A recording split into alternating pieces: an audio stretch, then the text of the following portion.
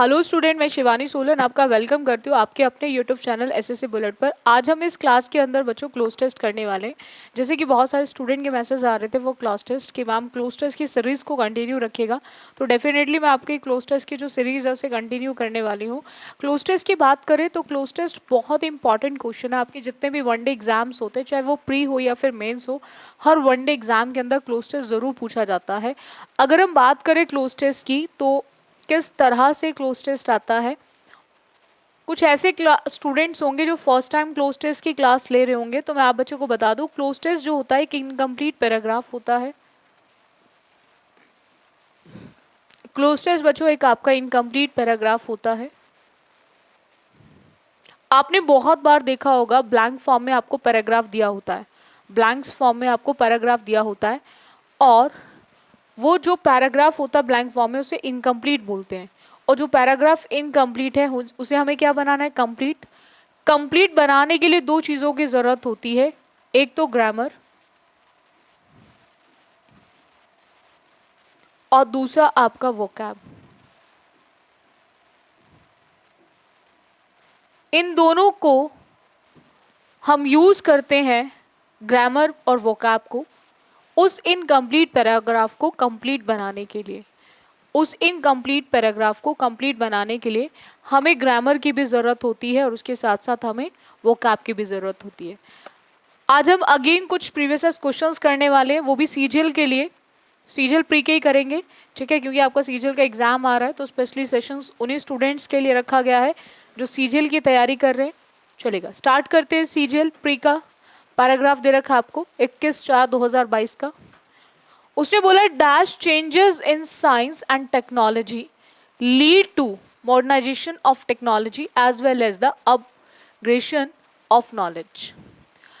अब बात करें यहाँ पर साइंस और टेक्नोलॉजी के अंदर जो चेंजेस हैं, जो कहीं ना कहीं उस चीज को दिखा रहे कि वो मॉडर्न चीजें होकर आ रही है टेक्नोलॉजी में और अपग्रेड हो रही हैं चीजें, वो नॉलेज के अंदर भी अपग्रेडेशन भी हो रहा है। अब किस तरह का change, no change, slow, ultimate. अब अगर चीज़ें अपग्रेड हो रही हैं तो डेफिनेटली नो चेंज से तो होंगी नहीं, या स्लो चेंज से तो होंगी नहीं, तो वो किस तरह के चेंजेस से हो रही हैं, तो वो रैपिड चेंजेस से हो रही है। किस तरह के चेंजेस है, रैपिड। रैपिड का मतलब होता है जो बहुत तेज़ी से फास्ट चेंजेस हो रहे हैं हमारे साइंस एंड टेक्नोलॉजी के अंदर। उसी की वजह से इतनी चीज़ें, टेक्नोलॉजी इतनी मॉडर्न हो चुकी है, कहीं ना कहीं इतना अपग्रेड हो चुकी है चीज़ें, तो वहाँ पर वो रीज़न है, वो है रैपिड चेंजेस आपके साइंस एंड टेक्नोलॉजी का। नेक्स्ट आते हैं। नेक्स्ट की बात करें, उसने बोला in order to upgrade and modernise technology management must dash employees to accept new technology.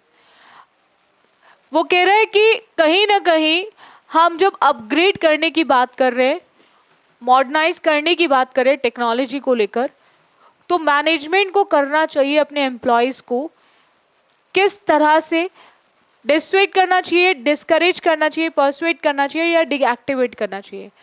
अब अगर वहाँ पर आप पॉजिटिव सेंस की बात कर रहे हो तो पॉजिटिव में हम डिसवेट का यूज़ तो नहीं करेंगे, मतलब मना, किसी भी चीज़ को मना करने के लिए तो बोलेंगे नहीं।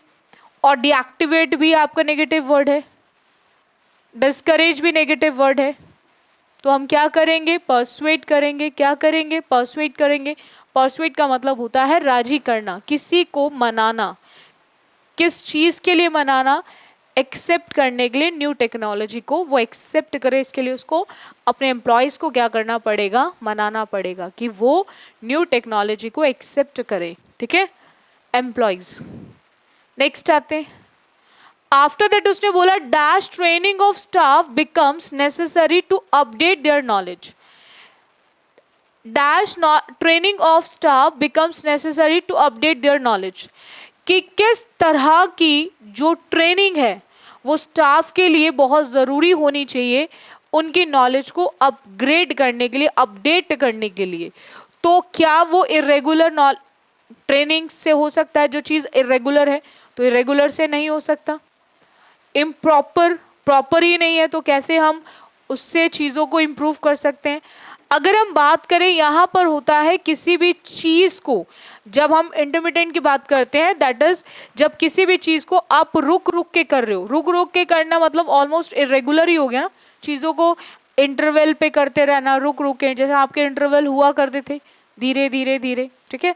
तो यहाँ पर ये भी नहीं होगा, तो बसता कौन सा ऑप्शन है, दैट इज थर्ड, कि किस तरह की ट्रेनिंग स्टाफ की, रेगुलर ट्रेनिंग ऑफ स्टाफ, कि अगर रेगुलर ट्रेनिंग करता है स्टाफ तो रेगुलर ट्रेनिंग ऑफ स्टाफ जो होता है वो कहीं ना कहीं नेसेसरी होना चाहिए नॉलेज को अपडेट करने के लिए। नेक्स्ट आते हैं, and to dash their skills, and to dash their skills. अगर कोई भी बच्चों रेगुलर ट्रेनिंग करेगा, कोई भी स्टाफ, कोई भी एम्प्लॉय रेगुलर ट्रेनिंग करेगा, तो वो क्या हैम्पर प्राइजेस होते हैं ना, जैसे आप रियलिटी शोज देखते हो, हैम्पर प्राइजेस तो होगा नहीं, डिक्रीज कम तो कर नहीं सकता। क्या वो अगर वो स्किल्स को डिक्रीज करेगा, कम करेगा? नहीं। अगर हम बात करें यहाँ पर इमिटेट का मतलब होता है किसी भी चीज की नकल करना, तो नकल करना होगा? नहीं। तो बसता क्या, दैट इज एनहेंस, बढ़ाने का काम करता है, उसके स्किल्स को बढ़ाएगा। रेगुलर प्रैक्टिस करेगा तो उसके स्किल्स अपने आप एनहेंस होंगे, ठीक है। नेक्स्ट आते हैं, this is possible only dash effective communication between the management and the employees. और ये तभी संभव है जब कहीं ना कहीं एम्प्लॉयज और मैनेजमेंट के बीच में एक इफेक्टिव क्या हो, कम्युनिकेशन हो, एक इफेक्टिव कम्युनिकेशन हो। यानी कि ये जो चीज़ें पॉसिबल है वो बाय का यूज होता है जब परफॉर्मर की बात की जाती है, काम को करने वाले की, और विद का यूज होता है जब आप किसी इंस्ट्रूमेंट की बात कर रहे हैं। किसी इंस्ट्रूमेंट की बात कर रहे हैं तो ना तो परफॉर्मर है ना ही इंस्ट्रूमेंट है, एंड थ्रू का भी यूज नहीं होगा, थ्रू आउट का भी, तो बसता क्या, दैट इज ट्रू।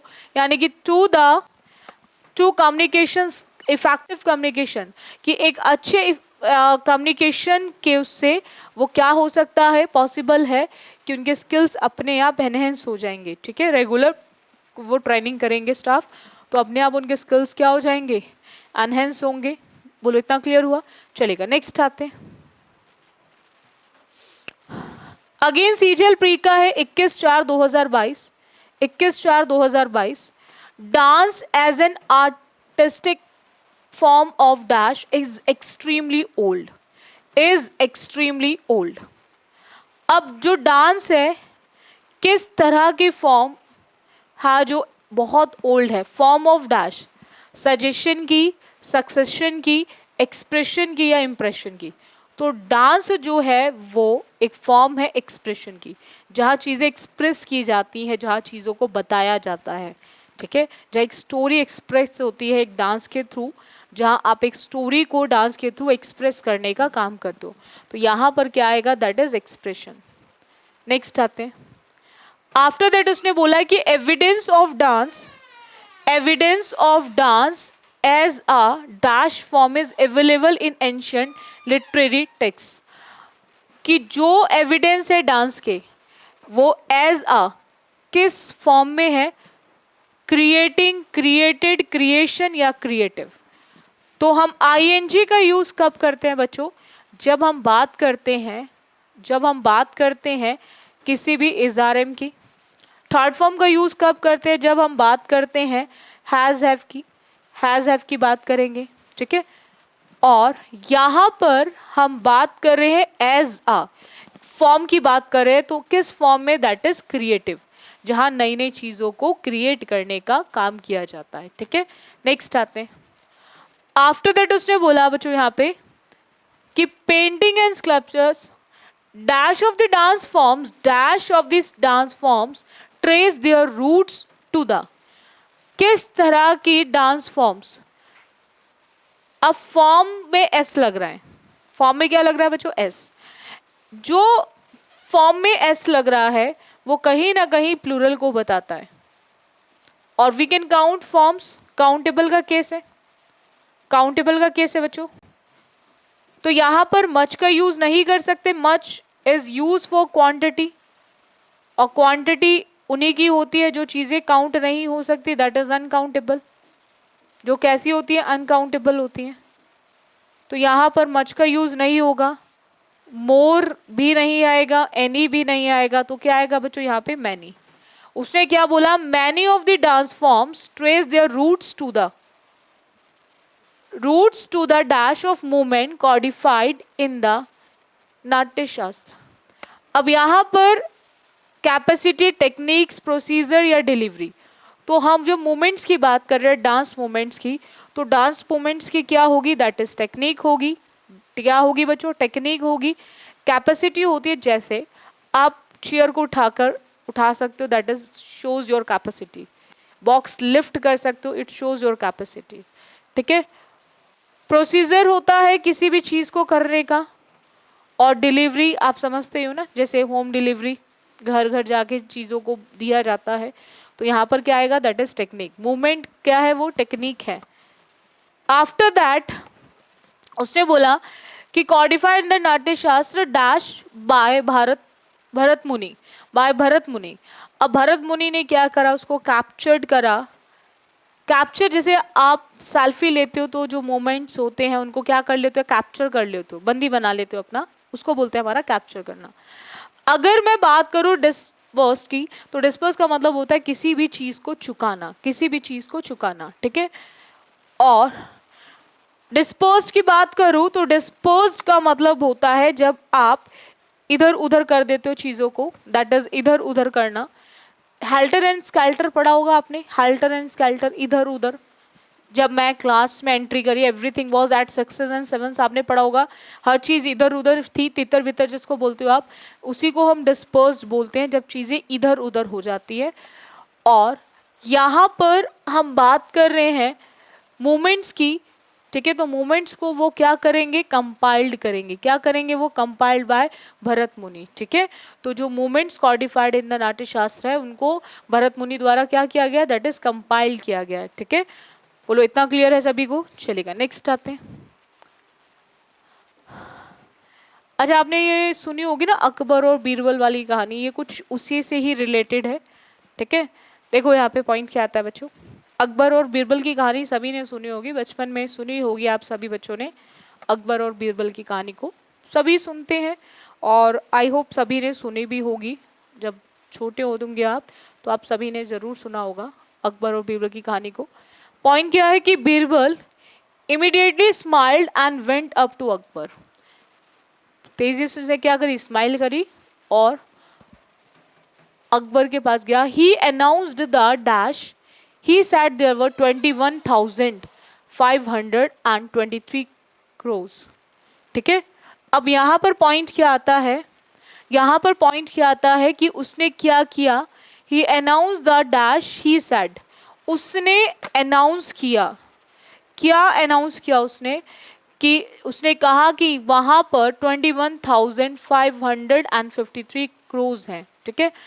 अब उसने इस चीज का रिस्पॉन्स दिया, क्वेश्चन किया, रिज्वाइंडर किया, या फिर उसका आंसर दिया।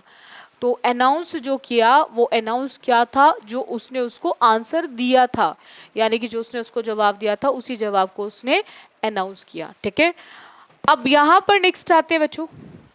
नेक्स्ट पॉइंट है कि dash the city, 23 cause that the city, in, at, of या फिर ऑन। ऑन का यूज होता है बच्चों जब भी आप बात करते हैं किसी भी पोजीशन की। आप अभी चेयर पे बैठे हो, आप बेड पे बैठे हो, तो आपकी ये पोजीशन है। ठीक है। जहां मूवमेंट नहीं हो रही है वहां हम ऑन लगाते हैं। ठीक है। और इनकी बात करें, आपने एंट्री करी, रूम के अंदर करी, हॉल के अंदर करी, तो वहां इन लगाते हैं। हम सिटी की बात करें तो सिटी के केस में हम लोग क्या लिखेंगे, इन लिखेंगे। क्या लिखेंगे बच्चों, इन। सिटी के केस में हम लोग क्या लिखेंगे बच्चों, इन का यूज करेंगे। बोलो इतना क्लियर हुआ, चलेगा नेक्स्ट आते हैं। नेक्स्ट उसने बोला है कि when asked how he dash the answer, Birbal replied. When asked how he dash the answer, Birbal replied. कुछ क्वेश्चंस के आंसर ना ऑलरेडी उसमें दिए होते हैं, जैसे आप फर्स्ट की बात करें तो वहां पर उसका आंसर ऑलरेडी दिया हुआ था। अब यहां पर नॉन वर्ब की थर्ड फॉर्म, नो वर्ब की फर्स्ट फॉर्म, न्यू वर्ब की सेकेंड फॉर्म और नॉइंग आईएनजी फॉर्म। हम जानते हैं आईएनजी और third form without helping verb नहीं आती, और ही के साथ फर्स्ट फॉर्म भी नहीं आएगी। दूसरा इसलिए भी नहीं आ सकती है बाकी फॉर्म्स क्योंकि बात पास्ट में हो रही है, पूछा पास्ट में गया तो जानता भी पास्ट में होगा, और जब भी हम पास्ट की बात करते हैं बच्चों तो वहां पर हम यूज करेंगे वर्ब की सेकेंड फॉर्म, तो हम उसी के अकॉर्डिंग लिखेंगे न्यू। नो वर्ब की फर्स्ट फॉर्म होती है जानना किसी चीज को, न्यू वर्ब की सेकेंड फॉर्म होती है नो वर्ब की फर्स्ट फॉर्म, न्यू वर्ब की second form and non verb की थर्ड फॉर्म। नॉन वर्ब की थर्ड फॉर्म नो, न्यू और नॉन। बोलो इतना क्लियर है सभी को? चलिएगा नेक्स्ट आते हैं। नेक्स्ट की बात करें, उसने बोला बच्चों कि Birbal replied ask your man to dash the number of crows. अब उसने बोला कि काउंट, जज, कंसिडर या कैलकुलेट। नंबर ऑफ काउस को वो क्या करेगा? कैलकुलेट करेगा, काउंट करेगा, क्या करेगा? तो जब हम नंबर ऑफ काउस की बात कर रहे हैं तो नंबर ऑफ काउस को वो क्या करेगा? वो करेगा आपका काउंट कि कितनी काउस हैं, ठीक है। तो वहां पर हम बात क्या करेंगे? काउंट की करेंगे, because we can count cows. हम क्रॉस को काउंट कर सकते हैं ना, क्रॉ को काउंट कर सकते हैं ना। तो जब जो चीजें गिनी जा सकती हैं हम उनको क्या करेंगे? काउंट करेंगे। उनको क्या करेंगे बच्चों? काउंट करेंगे। नेक्स्ट आते हैं।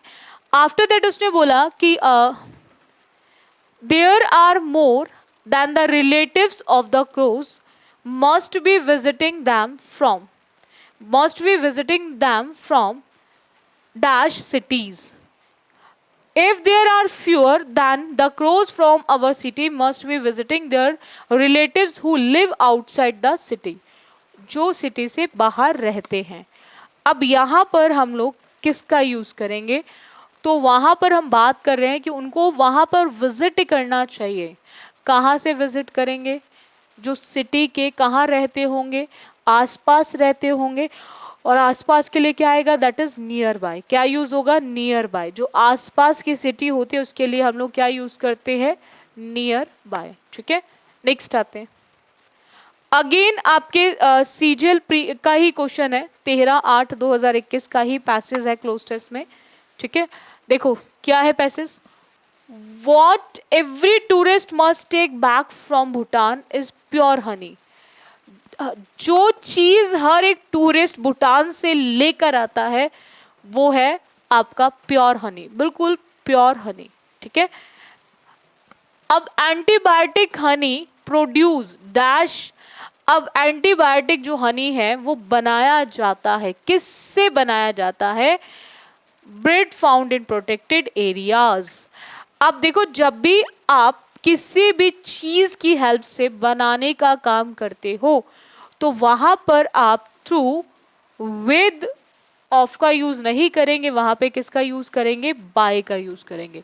किसका यूज करेंगे? बाय। तो हम यहां पर क्या लिखेंगे बच्चों? बाय का यूज करेंगे। नेक्स्ट आते हैं। आफ्टर दैट उसने बोला यहां पर कि 700 to 1500 metres above sea level, ठीक है। अब वो बोल रहे हैं कि breed found in protected areas dash. कितने से कितने? तो 2 की बात कर रहा है, तो 2 के केस में हम लोग क्या यूज करेंगे? That is between. जब भी हम 2 की बात करते हैं बच्चों वहां पर हम लोग क्या यूज करते हैं? बिटवीन का यूज करते हैं। जहां पर भी 2 की बात की जाती है वहां पर लगता है आपका बिटवीन। वहां पर अमंग का यूज नहीं होगा, मिडिस का भी नहीं होगा, आफ्टर का। आफ्टर मतलब होता है बाद में। नेक्स्ट आते हैं। नेक्स्ट उसने बोला बच्चों यहाँ पर कि due dash there small size.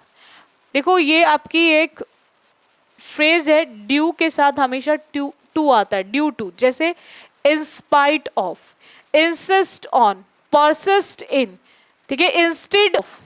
तो कुछ ऐसे केसेस होते हैं जिनके साथ प्रीपोजिशन फिक्स होते हैं। Despite of, in spite of. तो ऐसे ड्यू जब भी आता है तो उसके साथ टू आता है, उसके साथ और कोई प्रीपोजिशन यूज नहीं होती, जो किसी कारण को बताने के लिए यूज किया जाता है, दैट इज ड्यू टू। आप क्यों नहीं आए उसका रीजन क्या था? ड्यू टू इलनेस नहीं आ पाया, मैं अपनी बीमारी की वजह से क्लास को अटेंड नहीं कर पाया। तो जब आप किसी को रीजन देते हो तो वहां पर आप यूज करते हैं ड्यू टू। क्या यूज करते हैं बच्चों? Due to. ठीक है, तो यहां पर क्या आ जाएगा, टू का यूज होगा। नेक्स्ट आते हैं, आफ्टर दैट उसने बोला कि small size they can get larger nutrients, they can get larger nutrients dash regular Honey बीज। ठीक है, अब यहां पर लार्जर दे रखा है। देखो बच्चों यहां पर एक पॉइंट ध्यान रखेंगे, जब भी हम बात करते जैसे वाइज से वाइजर, वाइज से वाइजर, ब्रेव से ब्रेवर, ब्रेव से ब्रेवर, ऐसे ही लार्ज से लार्जर, लार्ज से लार्जर। आपको ध्यान रखना है बच्चों यहाँ पे कि जब भी हमें वाइजर, ब्रेवर, लार्जर दे रखा है, ये सब आपके कंपैरेटिव डिग्री होते हैं, और कंपैरेटिव डिग्री जो होते हैं वो वहीं यूज किए जाएंगी जहां पर आप दो की बात करते हैं। Is use for comparison, is use for comparison between two persons और थिंग्स, बिटवीन टू पर्सन्स और थिंग्स, दो लोगों के लिए और दो चीज़ों के बीच में कंपैरिजन के लिए यूज किया जाता है, और इनके साथ हमेशा कंपैरेटिव कनेक्टर THAN देन आता है। ये अपने साथ लेकर आते हैं comparative connector than, THAN than. तो यहाँ पर भी वही केस है कि आपने लार्जर देखा, लार्जर का मतलब हुआ कंपैरेटिव डिग्री, लार्जर का मतलब हुआ कंपैरेटिव डिग्री, और कंपैरेटिव डिग्री के साथ हम THAN देन का यूज करेंगे, और उसी के बेसिस पे हमारा जो आंसर ऑप्शन होगा वो थर्ड। हम EN, दो और एंड का यूज नहीं करेंगे, हम क्या लिखेंगे, दैट इज लार्जर देन। क्या लिखेंगे बच्चों, लार्जर देन। नेक्स्ट आते हैं, नेक्स्ट की बात करें, उसने बोला it has a sort taste and can dash your sore throat in a matter of minutes. Soothe, pacify, appease और काम, इसमें से क्या हम यूज करेंगे, तो कहीं ना कहीं वो आपके जो शॉर्ट थॉट है, जब गला खराब हो जाता है तो उसको क्या करता है, वो आराम देता है, शांत करने का काम करता है। ठीक है, तो यहाँ पर हम लोग क्या लिखेंगे, सूद। अपीज होता है जो आपको खुश करे, अपीज मतलब खुश। ठीक है, पैसिफाई जो काम करने का काम करता है, काम एंड पेसिफाई दोनों का मतलब सेम।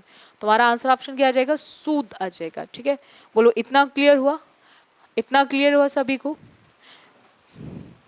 देखो बच्चों, आप बहुत सारे स्टूडेंट के मेरे पास मैसेजेस आ रहे थे, वो पेड बैच के लिए आ रहे थे, तो मैं आप बच्चों को बता दूं कि हमारा ऐप ऑलरेडी आ चुका है। तो अब आप जाके प्ले स्टोर पे जाके SSC बुलेट ऐप को डाउनलोड कर सकते हैं, और वहाँ पर आपको पेड बैच मिल जाएगा इंग्लिश स्पेशल का। ठीक है, जो बिल्कुल बेसिक टू एडवांस बनाया गया है, वो उन सभी स्टूडेंट्स के लिए है जो बहुत वीक है, उसके साथ साथ उनके लिए भी है जो प्रैक्टिस करना चाहते हैं, क्योंकि उसके अंदर सब चीज़ें आपको मिल जाएंगी, बिल्कुल बेसिक टू एडवांस है। बाकी जिन स्टूडेंट्स ने अभी तक चैनल को सब्सक्राइब नहीं किया, वो सभी बच्चे ज़रूर सब्सक्राइब कर ले, ताकि आप हर क्लास को अटेंड कर सकें, कोई भी क्लास आपकी मिस ना हो। रेगुलर क्लासेस लिया करो आप SSC बुलेट पर, और अच्छा लगता है सेशन तो डेफिनेटली इसको लाइक और शेयर कर दिया करो, ताकि मैक्सिमम स्टूडेंट क्लास को अटेंड कर सके। सो थैंक यू स्टूडेंट, आज के लिए इतना रखिए, बाकी करते हैं हम नेक्स्ट क्लास में। So thank you student for this session, बाकी करेंगे हम नेक्स्ट क्लास में।